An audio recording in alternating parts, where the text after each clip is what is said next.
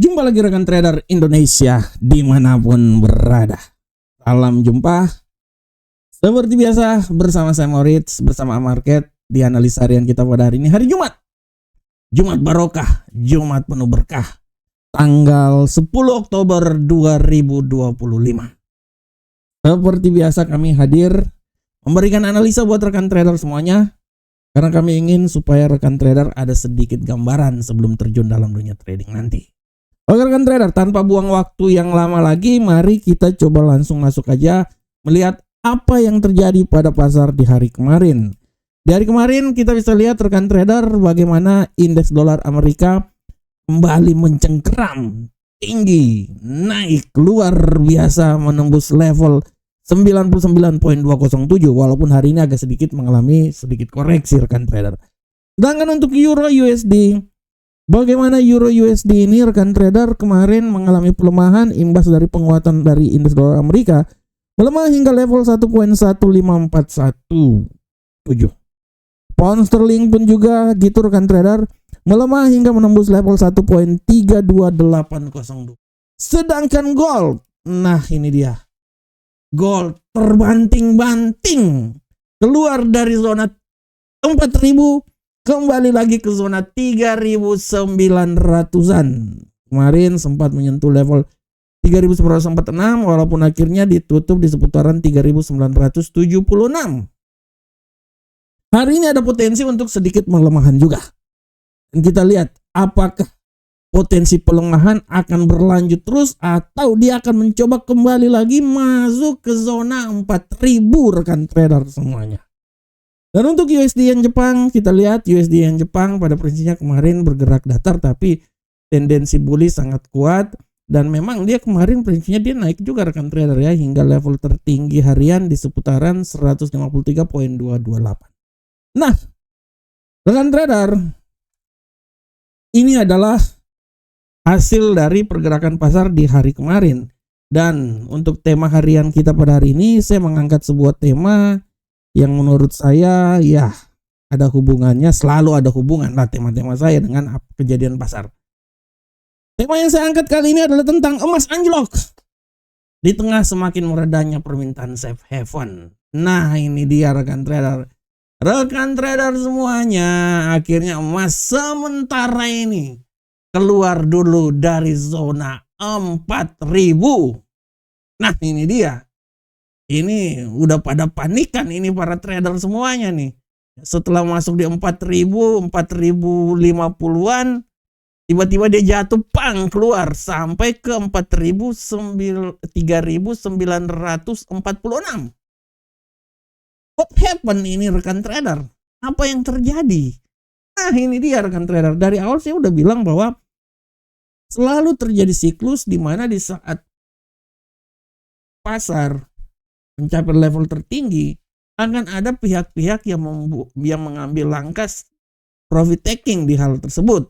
Dan itu terjadi pada emas rekan trader setelah mencapai level tertinggi dalam sejarah. Kemarin menyentuh level 4.056 ya kalau nggak salah ya 4.056 ya. Tapi setelah itu kan kita lihat bagaimana emas ini kembali jatuh lagi.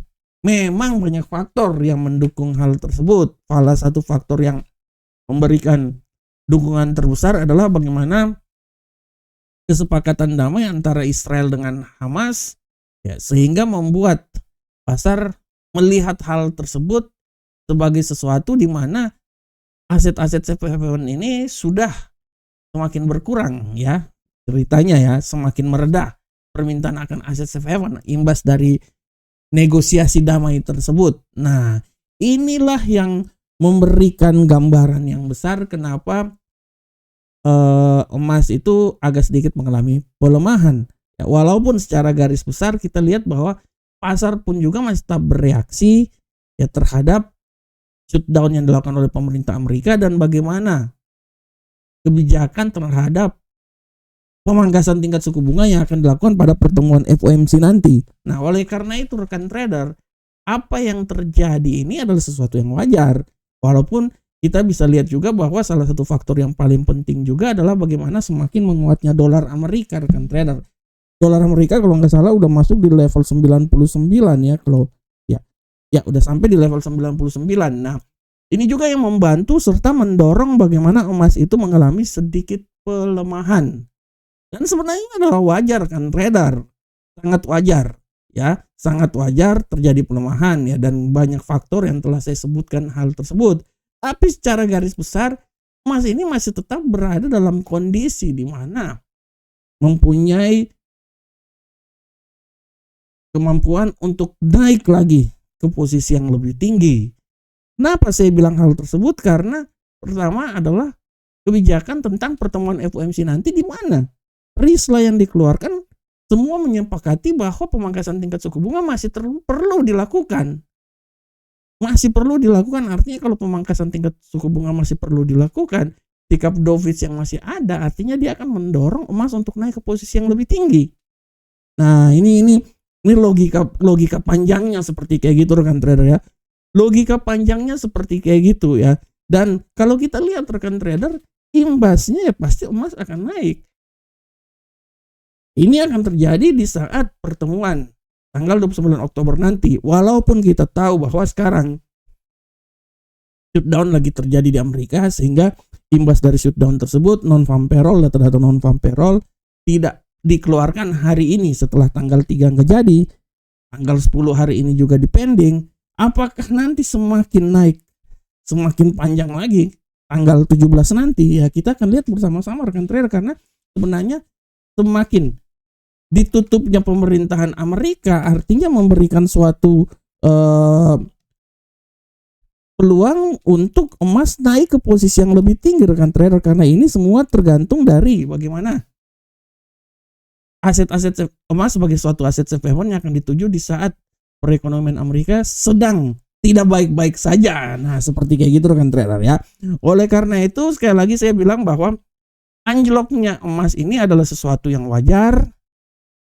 Dari sisi geopolitik sangat ditunjang ya, karena kesepakatan damai Israel dengan Hamas ya, itu juga harap diperhatikan oleh rekan trader semuanya.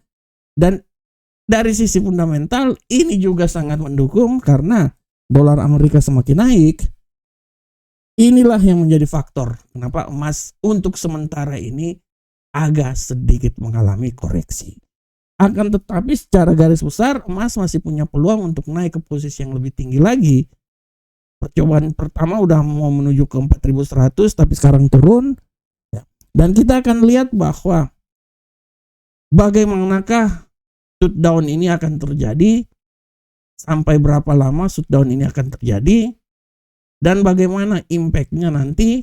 Nah, ini yang akan menjadi perhatian. Dan kita akan lihat juga perhatian itu juga bisa akan sampai terjadi di saat rapat pertemuan FOMC. Dengan rislah yang telah dikeluarkan dan hampir sebagian besar anggota Fed menyetujui pemangkasan tingkat suku bunga berikutnya akan terjadi pada tanggal 29 nanti.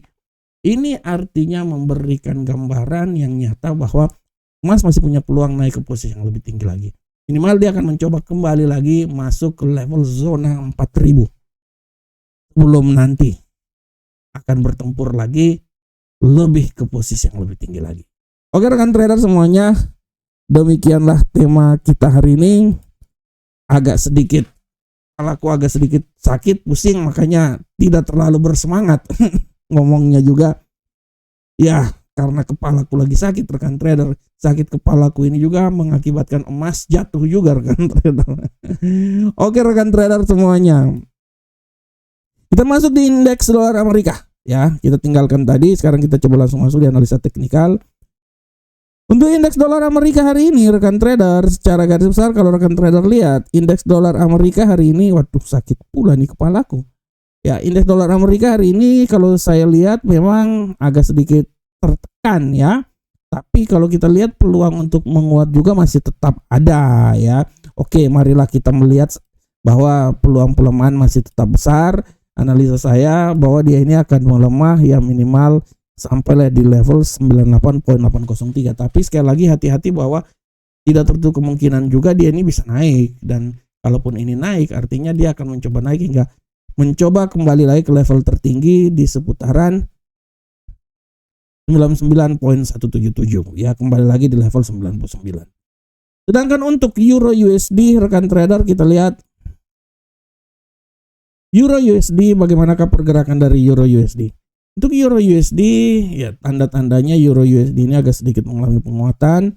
Ya kalau kita lihat ya peluang untuk menguat sangat besar. Saya mengambil kesimpulan aja, rata-rata aja dia bisa menguat hingga level 1.15979. Tapi sekali lagi bahwa pembalikan arah masih saja bisa terjadi dan bisa membuat dia kembali lagi jatuh hingga level paling terendah itu di seputaran 1.15439. Nah ini dia adalah arah pergerakan yang terjadi pada Euro USD. Bagaimana untuk pound sterling rekan trader, kita lihat. Untuk pound sterling rekan trader, kalau lihat arah pergerakan yang terjadi pada pound sterling saat ini, memang pound sterling masih punya peluang untuk naik ke posisi yang lebih tinggi walaupun tadi sempat agak sedikit terkoreksi ya. Analisa saya dia akan mencoba naik hingga level tertingginya itu di seputaran 1.33322. Tapi hati-hati juga bahwa pembalikan arah masih tetap bisa terjadi dan membuat dia jatuh kembali lagi di level terendah di seputaran 1.32797. Nah ini dia.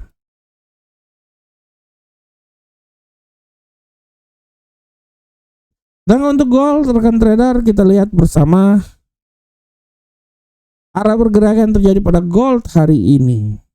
Secara garis besar kalau kita lihat apa yang terjadi pada gold rekan trader, sudah sangat jelas gold ini naik turun walaupun potensi turunnya masih tetap ada. Tapi ya saya mengambil suatu kesimpulan bahwa gold ini masih punya peluang untuk naik. Dan saya mencoba melihat bahwa dia ini akan mencoba naik hingga level tertinggi di seputaran 4.023, naik lagi. Walaupun peluang pelemahan pun juga masih tetap ada ya, tapi sedikit lah, kecil-kecil lah. Peluang pelemahan itu bisa sampai di level paling terendah di seputaran 3.931. Ya, menurut saya terlalu jauh sebenarnya. Tapi peluang naik itu akan mencoba naik lagi masuk ke zona 4.000. Minimal 4.009, maksimal 4.023. Itu analisa saya. Dan untuk USD yen Jepang, kita lihat USD yen Jepang hari ini ya agak sedikit terkoreksi ya. Kita akan lihat seberapa besarkah koreksinya. Analisa saya dia bisa koreksi hingga level terendah di seputaran 151.929. Tapi pembalikan arah bisa terjadi dan bisa membuat dia kembali naik lagi ke level tertinggi di seputaran 153.169.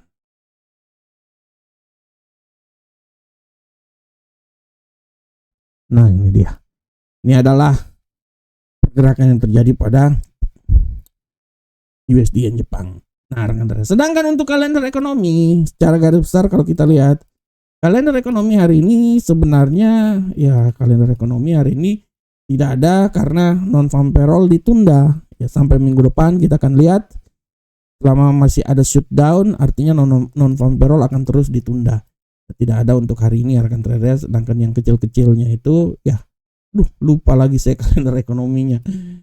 Intinya untuk kalender ekonomi hari ini tidak ada rekan trader ya, tidak ada, cuman yang kecil-kecil aja ada ya. Tapi kalau yang kalender ekonomi yang besar kalau kita lihat ya kalender ekonomi yang besar sepertinya tidak ada di sini ya. Nah ini yang kecil-kecilnya aja.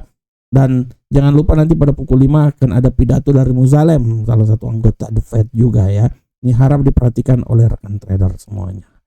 Dan rekan trader, sekali lagi saya mau bilang rekan trader bahwa nanti malam ya tepat pukul 20.00 waktu Indonesia bagian Barat akan ada webinar kita dengan judul Shutdown dan FOMC Game Changer untuk Forex dan emas. Ini pertanyaan yang sangat luar biasa. Nanti silakan kita lihat rekan trader ya webinarnya, kalau ada waktu silakan. Oke rekan trader, demikian analisa harian kita. Saya berharap semoga apa yang saya berikan buat rekan trader berguna untuk rekan trader semuanya. Akhir kata, assalamualaikum warahmatullahi wabarakatuh. Sampai ketemu kita di analisa berikutnya. Salam profit Indonesia.